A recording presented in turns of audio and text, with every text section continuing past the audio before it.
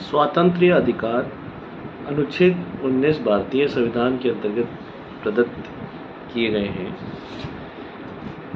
इसके अंतर्गत सभी नागरिकों को वाक स्वातंत्र्य और अभिव्यक्ति स्वातंत्र्य का अधिकार दिया गया है। शांतिपूर्वक और निरायुध सम्मेलन का अधिकार दिया गया है। संगम या संघ या सहकारी समितियां बनाने का अधिकार दिया गया है। भारत के राज्य क्षेत्र में सर्वत्र अबाध संचारण का अधिकार दिया गया है।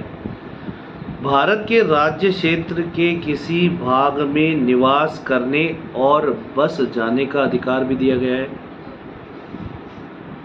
और कोई वृत्ति, उपजीविका, व्यापार या कारोबार करने का अधिकार भी दिया गया है। ये सभी अधिकार केवल भारतीय नागरिकों को प्राप्त है। ये अधिकार आत्यंतिक नहीं है। इन पर युक्तियुक्त प्रतिबंध राज्य लगा सकता है।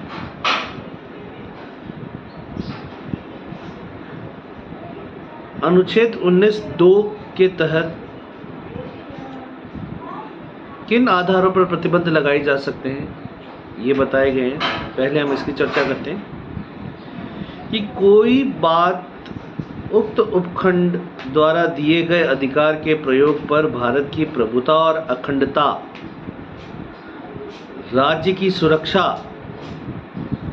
विदेशी राज्यों के साथ मैत्रीपूर्ण संबंधों, लोक व्यवस्था, शिष्टाचार या सदाचार के हितों में अथवा न्यायालय अवमान, मानहानि या अपराध उद्दीपन के संबंध में युक्तियुक्त निर्बंध, जहाँ तक कोई विद्यमान विधि अधिरोपित करती है वहाँ तक उसके प्रवर्तन पर प्रभाव नहीं डालेगी।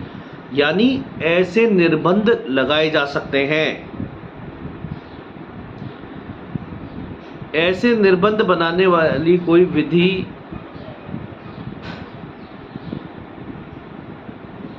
लागू की जा सकती है राज्य द्वारा, या राज्य को ऐसा करने से कोई निवारित नहीं करेगा। अब हम देखते हैं कि ये स्वतंत्रताएं जो दी गई है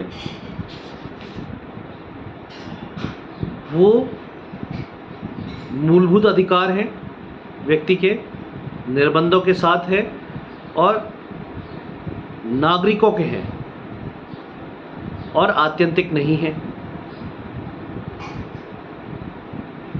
19(1) की अब हम चर्चा करते हैं कि वाक स्वातंत्र्य और अभिव्यक्ति स्वातंत्र्य का अधिकार। ये जो अधिकार है, freedom of speech and expression, इसके बारे में ये कहा गया है, इसमें सुप्रीम कोर्ट ने अपने अलग अलग फैसलों द्वारा इस अधिकार के बारे में अपना दृष्टिकोण रखा है। सबसे पहले तो इसमें प्रेस की स्वतंत्रता के मामले उठे कि प्रेस क्या लिख सकता है और कितने निर्बंध हैं उसके लिखे जाने पर। तो ये सीरीज ऑफ केसेस में सुप्रीम कोर्ट ने इन सिद्धांतों को प्रतिपादित किया है। जैसे सकल papers versus union of India AIR 1962 में सर्वोच्च न्यायालय ने यह कहा कि राइट टू इंफॉर्मेशन वो प्रेस की स्वतंत्रता में सम्मिलित है। इसी तरह से Indian express newspaper versus union of India 1985 supreme court में SC में सुप्रीम कोर्ट ने यह कहा कि अनुच्छेद 19(1)(a) में व्यक्तियों की सूचना जानने की स्वतंत्रता सम्मिलित है। इसी तरह से ऑटो शंकर केस जो कि R Rajagopal versus state of Tamil Nadu है, उसमें ये कहा गया है कि किसी भी पब्लिकेशन पे, प्रकाशन पे प्रायर रेस्ट्रेन यानी कि पूर्व निर्बंध लगाना शून्य होगा। ये प्रेस की स्वतंत्रता में सम्मिलित है कि प्रायर रेस्ट्रेन नहीं लगाया जा सकता है।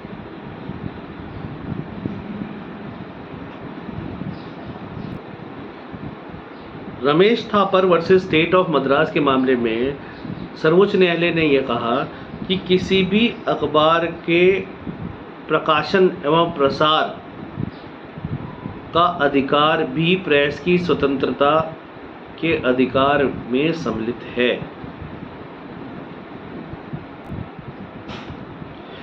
CPIM versus Bharat Kumar and others के मामले में उच्चतम न्यायालय ने यह कहा कि राजनैतिक बंद अनुच्छेद 19(1) के विपरीत है और यह वाक स्वतंत्रता में सम्मिलित नहीं है। People's union for civil liberties versus union of India AIR 1997 supreme court के मामले में सुप्रीम कोर्ट ने यह कहा कि टेलीफोन टैपिंग है वो freedom of speech and expression का वायलेशन करती है, अर्थात ये गैर संवैधानिक है।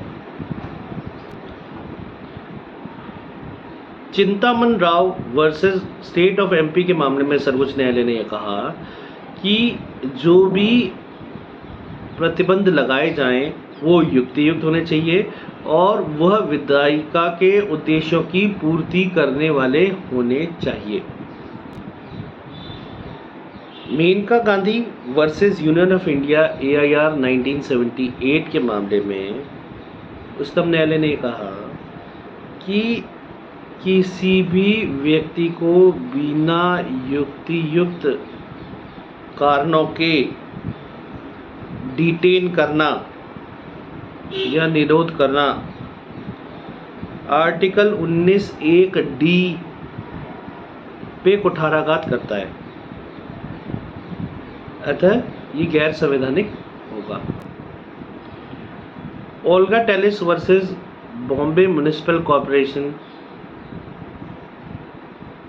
के मामले में सर्वोच्च न्यायालय ने यह कहा कि कोई वृत्ति, उपजीविका, व्यापार या कारोबार करने का जो अधिकार है उसमें किसी फुटपाथ पर रहना या सामान बेचना सम्मिलित नहीं है, उस पर युक्तियुक्त निर्बंध लगाए जा सकते हैं। Union of India versus Naveen Jindal AIR 2004 supreme court के मामले में सर्वोच्च न्यायालय ने कहा कि झंडा फहराने का अधिकार व्यक्ति की अभिव्यक्ति स्वातंत्र्य का अधिकार है, अतः हम ये कह सकते हैं कि जो स्वतंत्रताएं अनुच्छेद 19 में प्रदत्त है उनमें युक्तियुक्त निर्बंध लगाए जा सकते हैं एवं वे केवल भारतीय नागरिकों को प्रदान की गई है। ये कोई आत्यंतिक स्वतंत्रताएं नहीं हैं और सर्वोच्च न्यायालय ने अपने कैटिना ऑफ केसेस में ये स्वतंत्रताएं किस प्रकार की होंगी और इन पे क्या क्या निर्बंध लगाए जा सकेंगे, इन्हें डिफाइन किया गया है, विस्तार से बताया है।